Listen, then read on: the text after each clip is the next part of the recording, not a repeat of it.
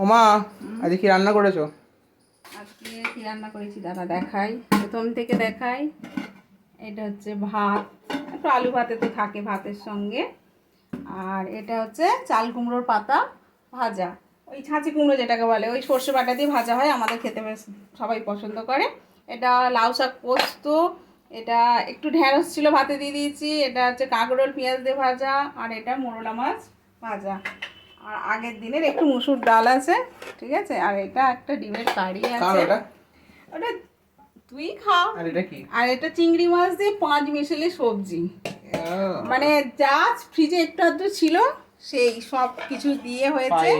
আর কার জন্মদিন? পায়েস। কারো জন্মদিন না, খালি পায়েস বলেই কি পায়েস জন্মদিনেই হয়। আর এদিকে দেখ, এই যে একটু কাঁচা তেঁতুল দিয়ে একটু মাছের টক হচ্ছে। বাবা এত মাছ করতে গেলো, ছোট ছোট মাছ, কি নাম, কি মাছ, কি মাছ এগুলো?